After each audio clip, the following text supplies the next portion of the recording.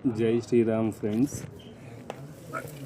ఇప్పుడు ఢిల్లీ వచ్చున్నామండి. చార్ధామ్ పాదయాత్రకి బయలుదేరడానికి ఈ ఒంగోలు నుంచి ఫస్ట్ వైజాగ్ వచ్చాను. వైజాగ్లో ఒక నెల రోజుల పాటు యోగానంద భారతి గురుదేవుల దగ్గర యోగా శిక్షణ శిబిరంలో శిక్షణ పొంది నేరుగా ఢిల్లీ వచ్చాను. ఢిల్లీ నుంచి న్యూఢిల్లీ స్టేషన్కి వెళ్తున్నాము. న్యూఢిల్లీ స్టేషన్ నుంచి హరిద్వార్కి ట్రైన్స్ ఉన్నాయండి. ట్రైన్లో మేము హరిద్వార్ చేరామండి. హరిద్వార్ నుంచి బస్లో రిషికేశ్ చేరుకున్నామండి. చార్ధామ్ పాదయాత్ర చార్ధామ్ యాత్ర చేయాలనుకున్నా ఎక్కువ రిషికేశ్ నుంచే మొదలు పెడతారండి. మనకు కావాల్సినవన్నీ మనకి అక్కడ రిషికేశ్లోనే చిక్కుతాయండి. చాలా పెద్ద సిటీ రిషికేశ్. భారతదేశం మొత్తానికి యోగా గురువు అంటారు రిషికేశ్ని.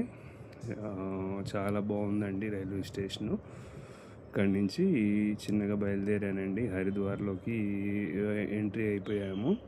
హరిద్వార్లో నుంచి రిషికేశ్కి బస్సు ఎక్కానండి. బస్సులో ప్రయాణం చేస్తున్నాను. ఫస్ట్ విష్ణు యొక్క ఫస్ట్ ధామ్ అండి ఇది హరిద్వార్. ఇక్కడ హరిద్వార్, రిషికేశ్ ఈ సిటీస్లో river rafting, boating, next bungee jump మంచి ఫేమస్ అండి. చాలా ప్రకృతిసిద్ధమైన అందాలు చాలా ఉన్నాయండి ఇక్కడ. ఇక్కడి నుంచి హరిద్వార్ నుంచి రిషికేశ్ బస్సులో వెళ్ళిపోయి అక్కడ సంకల్పం తీసుకొని త్రివేణి ఘాట్ ఏరియాలో సంకల్పం తీసుకొని పాదయాత్ర మొదలు పెడతామండి. ఈరోజు పాదయాత్ర మొదటి రోజు అండి. మొదటి రోజు పూజ చేయించుకున్నామండి. ఇక్కడ పూజ చేయించుకొని మనకి రిషికేశ్లో 2 ఏరియాల్లో మనకి సాయంత్రం పూట హారతి ఇస్తారండి. చాలా బాగుంటుంది. ఒకటి త్రివేణి ఘాట్, ఇంకోటి హరికపౌడి అనే ఏరియాలో 2 చోట్ల మనకి హారతి ఇస్తారండి. చాలా బాగుంటుంది గంగా హారతి. ఇక్కడ వాటర్ చాలా స్వచ్ఛంగా ఉన్నాయండి. ఇదే వాటర్ వచ్చేసరికి మనం ఢిల్లీ చేరేలేకి చాలా మురిగ్గా అయిపోతాయండి. ఇవే వాటరు మనకు కాశీ నుంచి కలకత్తా వెళ్ళి కలకత్తా నుంచి మనకి గంగలో కలుస్తుందండి. ఇక్కడ ప్రతి ఒక్కరూ వచ్చి ఇక్కడే స్నానాలు చేస్తారండి. చాలా బాగుంటుంది ఈ ఏరియా. ఈ మహారాజ్తోనే నేను ప్రయాణం చేయబోయేదండి. ఇద్దరం కలిసి పాదయాత్రకి మొదలు పెడుతున్నాము. ఇప్పుడే పూజ అయిపోయింది. సంకల్పం చేసుకున్నామండి. సంకల్పం చేసుకొని ఫస్ట్ హనుమాన్ మందిర్కి బయలుదేరిపోతున్నామండి. హనుమాన్ మందిర్ మంచి ఫేమస్ అండి. ఇక్కడ ఎంతమంది సాధువులు వచ్చినా కానీ ఆతిథ్యం బాగా ఇస్తారండి. రామానంద ఆశ్రమం హనుమాన్ మందిర్లో మనకి ఆతిథ్యం బాగా ఇస్తుంటారండి. ఎంతమంది వచ్చిన సాధువులు భోజనం పెడుతుంటారు. చాలా బాగా చూసుకుంటారండి. ఇక్కడ కొంచెం మనం జాగ్రత్తగా ఉండాలండి. అంత టూరిజం జరిగే ప్రదేశం కదండి. ఇక్కడ మన వస్తువులు ఒక్కోసారి కనిపించకుండా పోవచ్చు. ఈ పురాతనమైన మర్రి చెట్టు అండి. ఇక్కడి నుంచి మెట్లెక్కి పైకి వెళ్తే ఒక 1/2 కిలోమీటర్ దూరం వెళ్తే మనం హనుమాన్ మందిర్ చేరుకుంటామండి. వచ్చేసాము హనుమాన్ మందిర్లోకి. ఇక్కడ మనకి పచ్చీలు ఇస్తారండి. పాదయాత్ర చేసే వాళ్ళకి పచ్చీలు ఇస్తారు. మేము వెళ్ళే నాటికి హనుమాన్ జయంతి అండి. ఆ రోజు ఫుల్ హడావిడిగా ఉన్నారు. మేము పచ్చీలు తీసుకోకుండా అట్లానే బయలుదేరేసాము. ఇక్కడ పూజా పునస్కారాలు చాలా బాగా జరుగుతున్నాయండి హనుమాన్ మందిర్లో. ఎప్పుడు శ్రీరామనామం జపం జరుగుతూనే ఉంటుంది. సంవత్సరం 365 రోజులు. ఫ్యామిలీతో వచ్చే వాళ్ళకి ఇక్కడ రూమ్లు కూడా ఇస్తారండి. ఉదయాన్నే చాలా చలి ఎక్కువగా ఉందండి. చలి అయినా కానీ చక్కగా స్నానం చేసుకుని గంగానదిలో చక్కగా స్నానం చేసుకొని బట్టలు చేంజ్ చేసేసుకొని సామాన్ అంతా లగేజ్ అంతా రాత్రి సర్ది పెట్టుకున్నామండి. నా ఓన్లీ 2 టవల్స్, 2 టీషర్ట్స్ అండి నా బ్యాగ్లో. తర్వాత 2 దుప్పట్లు, ఒక కింద పరుచుకోవడానికి ఒక ఫోమ్ షీట్ పెట్టుకున్నామండి. ఇంకా అంతేనండి మా లగేజ్. ఇంకా అతిగా ఇంకేం పెట్టుకోలేదండి. ఒక స్వెటర్ పెట్టుకున్నామండి చలి కాగడానికి. ఇంకా సంకల్పం చేసుకొని చిన్నగా ఇంకా బయలుదేరామండి. ఇక్కడ ఫారినర్స్ చాలామంది వస్తున్నారండి ఈ బీచ్కి. ఈ గంగా నది అవతలి ఒడ్డున అంత అడివండి. అక్కడ నెమళ్ళు కోతలు చాలా వినిపిస్తున్నాయండి. చాలా నెమళ్ళు గుంపులు గుంపులుగా ఉన్నాయండి. ఇక్కడ ఆవులు, గేదెలు మెయిన్గా ట్రాన్స్పోర్ట్కి ఇక్కడ ఎక్కువ గుర్రాలను వాడతారండి. ఆవులనేమో మనకి పాడి పరిశ్రమకు వాడుకుంటారండి. చాలామంది సాధువులు వచ్చి ఇక్కడ తపస్సు చేసుకుంటుంటారు. గంగా నది ఎంతో స్వచ్ఛంగా పారుతుందండి. భరించలేని చలిగా కూడా ఉంది. ఇక్కడ ఎక్కువ హనుమాన్ దీక్షలు కూడా ఇస్తుంటారండి. చాలామంది దీక్షలు తీసుకుంటుంటారు. ఫారినర్స్ వచ్చి ఉదయాన్నే ఈ నదిలో కూర్చుంటారండి. ఆ చల్లటి నీళ్ళని ఎట్లా భరిస్తారో తెలియదు. చాలా కష్టంగా ఉంటుంది.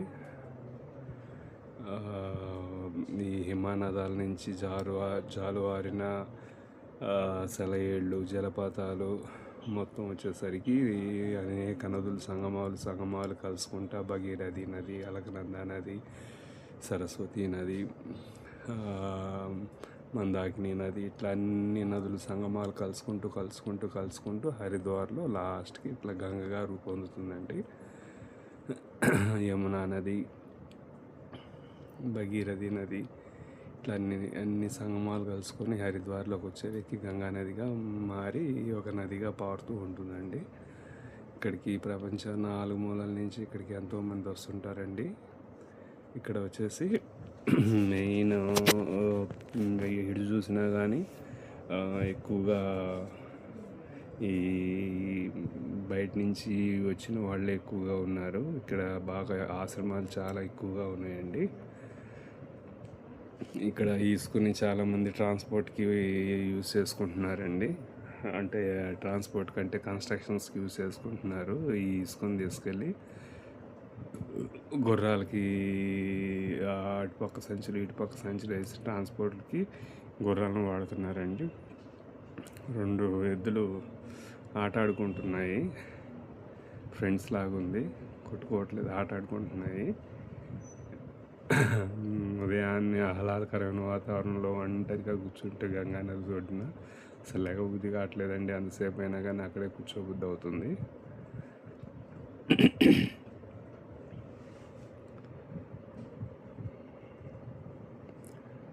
హరిద్వార్లో వచ్చేసరికి శివానంద ఆశ్రమము, స్వామి వివేకానంద, చాలామంది స్వామి విశుద్ధానంద, కాళికాంబి స్వామి విశుద్ధానంద, చాలామంది మహాగురువులందరూ రిషికేశ్ నుంచి ఎక్కువ తయారయ్యి అంటే యోగా అభ్యాసం అంతా ఇక్కడ ఎక్కువగా నేర్పించేవాళ్ళు రిషికేశ్లో. నెమళ్ళు కోతులు పెద్దగా కోతులు పెడుతూ ఉన్నాయండి. ఆ నది ఒడ్డున కురులు విప్పి డాన్స్ చేస్తున్నాయండి. నెమళ్ళు కనిపిస్తున్నాయా? చాలా చక్కగా ఉంది కదండి. చల్లటి గాలి చాలా వేళ్ళని కోసేస్తున్నట్టు చల్లగా ఉందండి. చల్లగాలి ఆ నదిలో స్నానం చేసి ఒడ్డున కూర్చుంటే ఆ తడికి చాలా చల్లగా ఉందండి వాతావరణం. ఆ పైన అంతా అడవేనండి. అడవిలో నుంచి నెమళ్ళు ఈ పక్కకు రావట్లేదు, ఆ పక్కనే ఉంటున్నాయి. చాలా జంతువులు కూడా ఉన్నాయండి అక్కడే. మేము మొత్తము 3 నెలలు అనుకుంటున్నామండి పాదయాత్ర. రోజుకి ఇవన్నీ కొండలు కాబట్టి రోజు 15 కానీ లేదంటే 20 కిలోమీటర్లు కానీ అనుకుంటున్నాము రోజు నడవడానికి. ఫుడ్ అంతా ఆశ్రమాల్లోనేనండి.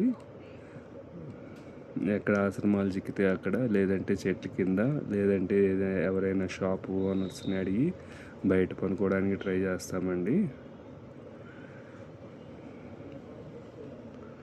ఉదయం సాయంత్రం అదృష్టం ఏంటంటే 2 పూట్ల గంగా నది, యమునా నది, అలకనంద నది, మందాకిని నది, వీటిలో స్నానాలు చేయొచ్చండి. ఇదిగోండి, ఈ రకంగా గుర్రాలను ఎక్కువ ట్రాన్స్పోర్ట్లకు వాడతారండి. జనరల్గా అయితే మనం వెహికల్స్ వాడతాం కదా, ఇక్కడ కొండల ఏరియాలో మాత్రం ఎక్కువగా ఈ గుర్రాలని ఇసుక మోయడానికి, ఇటుకరాళ్ళు మోయడానికి ఇట్లా ఇసుక పోసేసి సంచుల్లో తీసుకెళ్తారండి. హనుమాన్ దీక్షలు తీసుకున్న వాళ్ళు అక్కడ ఉన్నారు చూడండి.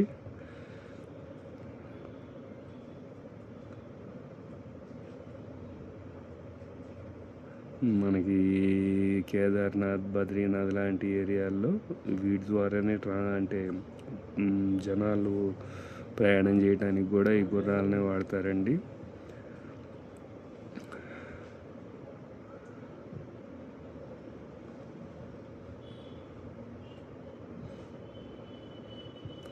ఇంకా మొత్తం లగేజ్ అంతా సర్దుకున్నామండి. సర్దుకొని ఇక్కడి నుంచి బయలుదేరేసామండి.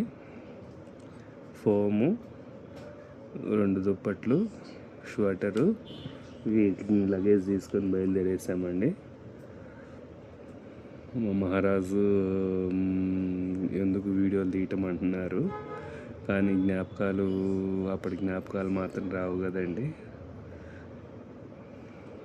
అందుకని ఎక్కువ వీడియో కాకుండా సింపుల్ వీడియో తీసుకుంటున్నాము.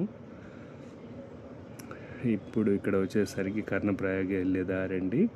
టన్నెల్లో ఇక్కడ రిషికేశ్ నుంచి టన్నెల్ మార్గం వేస్తున్నారండి. దీని ద్వారా మనకి రైలు ఈజీగా రావడానికి పోవడానికి, జనాలు రావడానికి పోవడానికి రోడ్డు అన్ని రకాల సౌకర్యాలతో చాలా బాగా ఏర్పాటు చేస్తున్నారండి. రిషికేశ్ కొండల నుంచి కర్ణప్రయాగ్కి మార్గం మొత్తం అండర్గ్రౌండ్ ద్వారా టన్నెల్స్ వేస్తున్నారు. ఇప్పుడు రిషికేశ్లో ఆల్రెడీ ఒక రైల్వే స్టేషన్ ఉందండి. అది కాకుండా మళ్ళీ 2వ రైల్వే స్టేషన్ కూడా ఏర్పాటు చేస్తున్నారండి. ఆల్రెడీ ట్రాన్స్పోర్ట్ కూడా మొదలైపోయింది.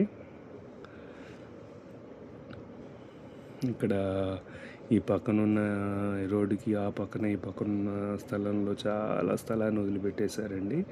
మనకి గంగానది ఉధృతంగా ప్రవహించినప్పుడు ఈ ఏరియా మొత్తం నీళ్లతో నిండిపోతుందండి.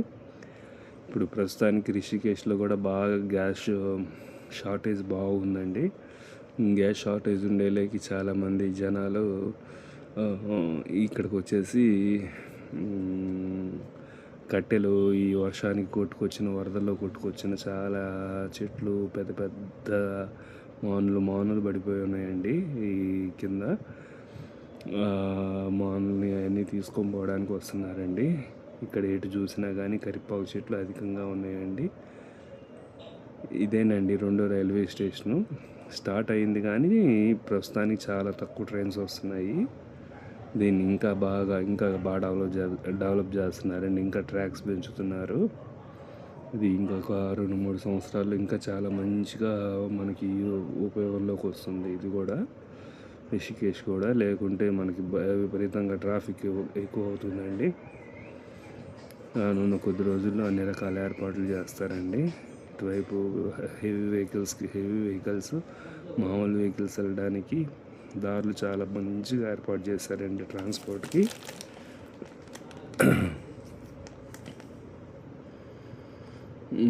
ఉదయం పూట ఎంత భరించలేని చలి ఉందో ఇప్పుడేమో భరించలేనంత వేడిగా ఉందండి. ఫుల్గా ఉష్ణోగ్రత పెరిగిపోయింది. రిషికేశ్ దాటి కొద్దిగా బయటకు వచ్చామండి. మొత్తం నిర్మానుషంగా ఉందండి. నెమళ్ళ సౌండ్లు మాత్రం విపరీతంగా వినిపిస్తున్నాయి. కోతులు విపరీతంగా ఉన్నాయండి. ఇక్కడ చాలామంది అరటికాయలు, మామిడికాయలు, తర్వాత ఉప్పు బఠానీళ్ళు అట్లాంటివన్నీ రోడ్డు మీద వేసేసి వెళ్ళిపోతున్నారు. కానీ ఆ వెహికల్ సౌండ్స్కి జంతువులు ఏవి బయటికి రావట్లేదు. ఇవన్నీ ఊరికినే పాడైపోతున్నాయి. ఇదిగోండి కోతులు ఉన్నాయి చూడండి, కనిపిస్తున్నాయి. చెట్టు మీద నెమలి ఉంది చూసారండి. చాలా డీసెంట్గా ఉందండి. ఇక్కడ చాలా ఆహ్లాదంగా కూడా ఉంది. ఇక్కడ చూడండి ఆ ఖాళీ ఏరియాలో ఎన్నెన్ని ముద్దులు, ఎన్నెన్ని కర్రలు ఉన్నాయో. మనిషి పోయి నించుంటే కనిపించకుండా అట్లా ఉందండి. అంత పెద్దగా ఉంది ఏరియా. నేను పైనుండి తీస్తున్నాను. కిందకి 40 అడుగులు కిందకు ఉందండి. కానీ కెమెరాలో మీకు మామూలు సాధారణంగా కనిపిస్తుంది. వర్షాలు వచ్చినప్పుడు ఇదంతా నిండిపోతుందండి. ఇప్పుడు ప్రస్తుతానికి ఒక చిన్న పాయ చాలా దూరంగా పారుతుంది. ఇక్కడ ఎక్కువ కరివేపాకు, మర్మం ఉంది చూడండి. మనం మల్లెపూలలో వాడతాం మర్మం. భలే స్మెల్ వస్తుంది. మర్మం, పిచ్చి చెట్లు మాదిరిగా ఉన్నాయండి. ఇక్కడ ఎవరు కరివేపాకు యూజ్ చేయరు అనుకుంటాను. అట్ ఎ టైం ఇక్కడ ఉదయం పూట టిఫిన్ కూడా చేయరండి. బాల్ బొక్త అంటారు. కొంతమంది తింటారు అంతే. ఆశ్రమాల్లో పెడతారంతే. బయట మాత్రం ఎవరు టిఫిన్లు కూడా చేసుకోవట్లేదండి. ఉదయం 11ంటికి తినేస్తారు, సాయంత్రం 7ంటికి తింటారండి. అందుకని ఈ కరివేపాకు చెట్లు ఎవరు యూజ్ చేయక సర్వసాధారణం అయిపోయింది. ఇవన్నీ ఒక హైట్ దాకే ఉంటాయండి. ఒక హైట్ దాటినాక ఈ కరివేపాకు చెట్లు కూడా పెద్దగా ఉండవండి. వెహికల్స్ తప్పించి జనాలు అనేవాళ్ళు ఎవ్వరు లేరండి. ఈరోజు మొదటి రోజు టాఫా అనే ఊరు దగ్గరికి వెళ్తున్నామండి. మాకు ఫస్ట్ రోజు వచ్చేసరికి ఒక కార్పెంటర్ అతను షాప్ బయట పనుకోమని చెప్పి పర్మిషన్ ఇచ్చారు. మాకు ఎట్ టైం వాళ్ళే ఫుడ్ కూడా ఏర్పాటు చేశారండి. వాళ్ళకి కృతజ్ఞతలండి. అతను షాప్ చాలా చిన్నదైనా మనసు చాలా పెద్దదండి. మాకు చాలా చక్కగా ఏర్పాటు చేశారు. కాకపోతే బాత్రూమ్కి ఇట్లాంటి వాటికి మాత్రం ఉదయాన్నే లేచేసి బయటికి వెళ్ళిపోయి మంచి జలపాతం చూసుకొని అక్కడ స్నానాలు చేసామండి.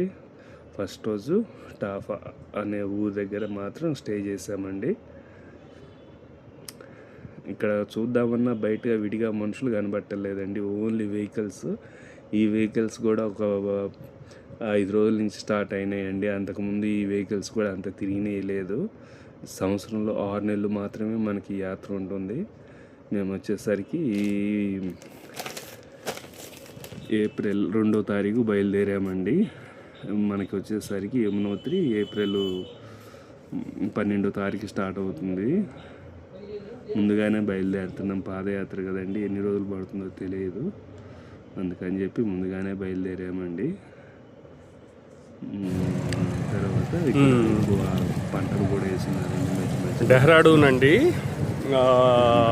వచ్చేసరికి వంక రోడ్లు అండి. అందుకని చెప్పి ఇక్కడ షాప్ అడవిలో చక్కగా ఉంది. Day 1 ఎక్కువ Rishikesh to Dehradun type junctions, vehicles చూడండి అటు నుంచి ఇటు వస్తున్నాయి, టైప్ జంక్షన్స్ ఇటు నుంచి అటు వెళ్తున్నాయి. ఎక్కువగా ఉన్నాయి. అడవి మధ్యలో ఉన్నాము. కూడా ఎక్కువ పోవడానికి లేదు. మంచినీళ్ళు చాలా దాహంగా ఉందండి. అది ఒకటి తప్పించి అంతా బాగానే ఉంది. మంచినీళ్ళు లేవు ఇప్పుడు, కనీసం ఒక 2 గంటల నుంచి మంచినీళ్ళు లేవు. మంచినీళ్ళ కోసం ఎదురు చూస్తున్నాము. హరి ఓం. చుట్టుపక్కలంతా బాగా ఈ ఫ్లవర్స్ ఏంటో తెలియట్లేదండి, కొద్దిగా మీరన్నా చెప్పండి. వచ్చినప్పుడు చలి వెరైటీగా తెల్లగా ఉన్నాయి ఫ్లవర్స్. మధ్యలో మరీ చలి ఎక్కువగా ఉంది. ఇది కరివేపాకు చెట్లు, వచ్చేసరికి రకరకాల ఎక్కడ చూసినా కరివేపాకు చెట్లు పిచ్చి మొక్కలు మాదిరిగా ఉన్నాయి. ఇదిగోండి ఇది కరివేపాకు. ఇంత పూలు చాలా ఈ తెల్ల పుష్పాలు ఏంటో స్మెల్ మాకైతే అర్థం కాలేదు. అంటే అంత బాగుంది. ఈ డెహ్రాడూన్ అడవుల్లో ఉన్నాయి. ఇక్కడ చాలా ఎక్కువగా ఉన్నాయి కాబట్టి చూడండి, బండ్లకి రెస్టే లేదు, రోడ్డుకి రెస్టే లేదు, ఇలానే ఉన్నాయి. ఎవరైనా మన ఆంధ్ర వాళ్ళు వచ్చి